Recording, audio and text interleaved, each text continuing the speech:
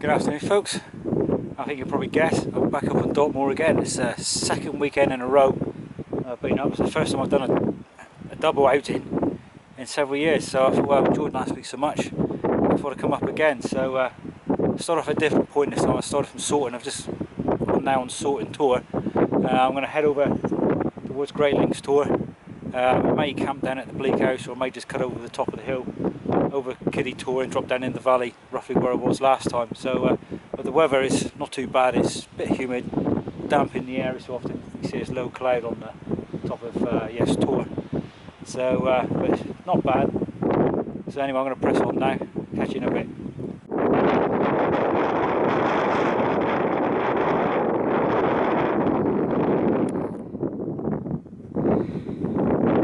You have to excuse the wind noise, it is a bit breezy up here.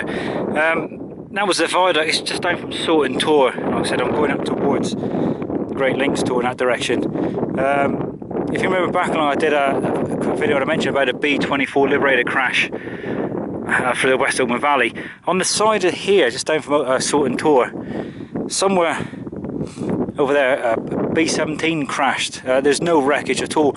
I have seen in the past like a plaque, like the name of the crew on, but I've only ever found it once. I've never found it again. So if you're interested, somewhere on the side of the hill there's a plaque. I know there's another B-17 crashed up that way. Basically, I don't know, he's like halfway between Sorting tour and Great Links tour, be at the top of the hill. I've never been there. I don't know if there's any wreckage, so if anybody can enlighten me about that. Okay, right, let's press on again.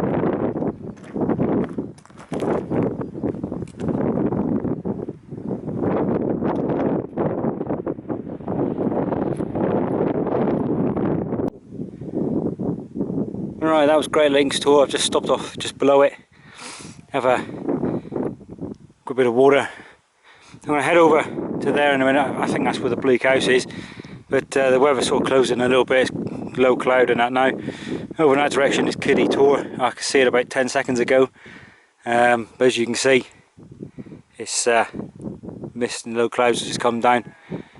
So I'll a quick bit of drink and have a sweet and head in. The mist is coming back in again from Great Links tour. When I got to the higher and lower Donegal, you got the boundary stone here, and you got the tour over there, which I think is it green tour. I can't remember now. So I'm going to have a quick look at the Bleak House, see if I'm out of the wind. It is quite windy up the top here, but as I'd guess, and there it is. It could be out of the wind, so I could be in luck, I think.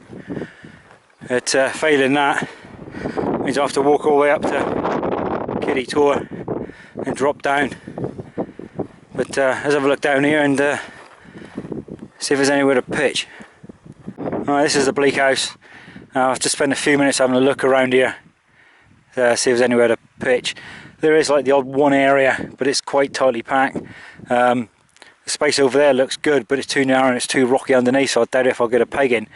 I have been here in the past and found a spot, but I can't remember where the hell it was. So if anybody has camped here before, which is the Bleak House just below higher and lower Donegal, please feel free to leave me a comment, and I'll probably camp here one day. But I think what I'll do now, there's a track up there which goes along the side, and it takes me out to the main track which goes up the Kiddie tour. So what I'll do now, it's only just gone 5 o'clock, I'm going to go onto that track, follow all the way back up, go up the Kiddie tour and down over the hill, and roughly camp more or less in the same area where I normally do. So but like I said, if anybody knows a place here or spot the camp, give us a grid reference for that, or just let me know. Appreciate it. You can see why this is just typical Dartmoor weather. It was clear about 10 seconds ago, and all of a sudden all the mist has come back in. Just following this track just down from the Bleak House, you've got to cut across the stream and come around the side here. It's a little bit boggy in places, but not bad. It does take a bit of a shortcut off from going along that track, but it is marked on the map. So and from how the hell do I get through this? Alright, I should be coming up to the main trackway there soon, but alright, see if I can get through this without drowning.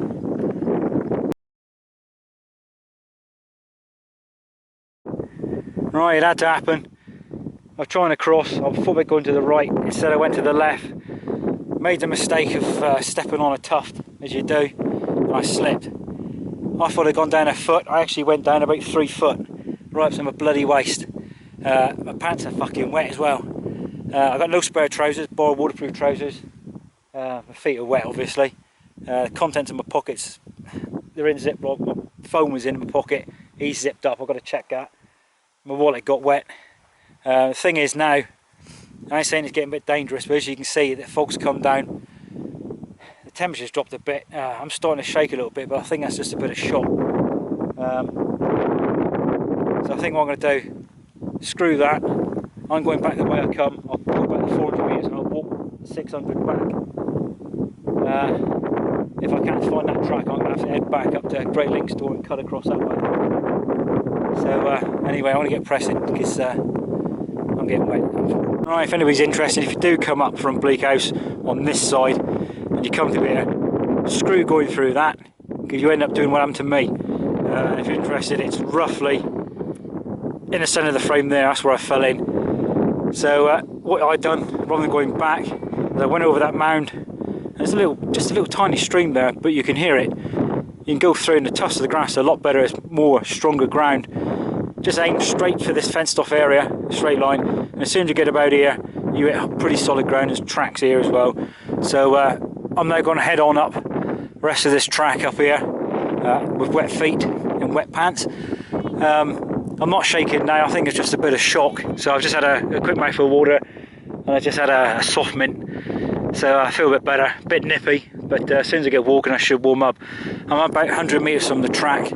I think I can just see it in the distance myself, in between the bits that I've missed. So I'm going to press on now, and if you hear me squelching, you know why. You probably recognise this area. It's the same as last time, where I always seem to end up. I come down from Kiddie Tor and I missed the track. It was so foggy you couldn't see no more than 20-30 metres. I totally lost the track completely. I've fallen a track down and I must have come down off to the left more rather than coming down that way. I was to come over on that side and cut across, and I thought I met the path, so I went down with it, and I ended up on all the bloody bracken down there, and I was about 20 metres off. So I finally got across the river. I was going to pitch down on Sandy Ford down there, but there's 4 lads and 4 tents down there at the moment, so I'll come up here. So first priority now is get my shoulder up, get my sleeping bag in there. I'm going to get a brew on the go and have something to eat. I mean, it's about 6:45 as I said, like, and try and sort out these wet clothes I'm in. And my trousers are absolutely soaked, my feet are still squelching, but I think my pants have dried off a bit better. So alright, let's press on. Well, that's my first pitch. The net's up inside as well and it's looking pretty good. I'm going to leave it go. I'll just retighten it again in half an hour. I'm not going to bother with the side ones tonight. Well, not now anyway, I may do later on. I've also got the back of the shelter pretty low because the wind is quite strong here. It's also trying to spit every so often. So I'll just let it go for a minute or two, and I'll get my kit in and try and get some grub on the go. Well, the weather's like up and down at the moment. It's eased off a bit and then it's started to come back in the fog again. Well, I've got my water on the go. It's a Toke 750 mug I'm using. I've got the Toke's alcohol siphon stove and some mess, and that's in a pocket stove. I ditched the gas stove this week. I decided to go a bit lighter weight. So my tea bag's waiting for the water. And for my tea, I've got a good old pasty. And as I got soaking wet earlier on to cheer myself up, I've got some Grant's whiskey which will very happily go in my tea. So I'm just waiting for the water now. Right then folks, it's about 8:15. I've had my pasty, I've had 2 cups of tea. I'm still in my wet clothes. My feet are still squelching. I think my pants have dried. So I've done all my water now, so I'm just tempted I may have a hot chocolate or something like that now. Now I want to get in a sleeping bag because I'm starting to shiver now. So it just goes to show you got to be bloody careful where you're walking. And moral of that story is anything you've got and get damaged by water is to put it in a bag, Ziploc bags or whatever. Thankfully my phone's alright. My Yankees are all wet and muddy and God knows what else. Right folks, it's gone 11 o'clock. I decided to have a lie in this morning. So weather-wise, as you can see, it's like still foggy. It comes down every so often, and it's like drizzle on the shoulder. So I've basically packed away my sleeping bag and my mat and all that. I've just done my breakfast, had a bit of porridge and a cup of tea. Thing of a mess is though, it just takes so blinking long. I think I'll stick with gas, to be honest. I've just got to do my water now, just fill up my bottles, pack the rest of this away, take a shower down, and I'm off. At the moment I am still wearing, sunshine, I'm still wearing the wet boots. My socks kind of dried a fraction last night. I had to squeeze them out, they were all brown, dirty water and that. So rather than put on a dry pair and end up getting a wet, I'll keep my spare pair as a spare, and I'll use these later on. Hopefully they'll dry a bit better. So obviously waterproof trousers on now, it should help a bit as well to dry my trousers out. So I'm going to carry on now and pack up. Right, I'm on East Mill Tour now.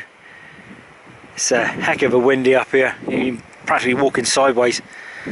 So having a quick look around, and I've just found a spot now behind this nice big rock where I'm going to have a quick brew and something to eat. Then I'm going to press on down onto the track down the bottom there, and then make my way back to the observation post. It keeps closing in here at the moment, as you can see, but when it catch that sort of cloudy stuff, it's like bloody hail. Alright, that's my brew done. Nice cup of tea. I'm going to have the beef with barbecue sauce pocket sandwich, and I may have like a Cliff Bar or something for afters as well. So I'm going to have this, then I'm going to pack up and press on again. Right, time to enjoy this. Right, for those of you who've never seen one of these pocket sandwiches from Bridgeford, when you open it up, obviously you've got the sachet inside to keep the oxygen out. If I can pull this thing out with one hand, and I mean the sandwich, and that's what it looks like. Right, let's have a bite. Not bad. I've had these before. They're pretty good. Right, I'm going to finish this one off and have my tea. Right, before I head off from East Mill Tour, I just want to do a quick update on one or two things. Somebody has asked me in the past about the kit I use. It's more or less the same as my other videos. This time I haven't used a gas stove, I used the Tokes alcohol stove. I carried 2 bottles of mess, they're both 4 ounces or 125 millilitres. I've just finished the 1 bottle now, and that's done me 5 lots of water to make hot drinks, and another lot of water to do my breakfast, a porridge oats. So it's about 25 mil a time roughly. Other bits of kit I've got, what I have used in the past, which I've never really shown, and that's a pocket radio. It's a small Hitachi radio. It runs on 2 AAA batteries. There's 2 in there now which are any loops, and I carry 2 spare, and the aerial's attached to the side with a built-in speaker.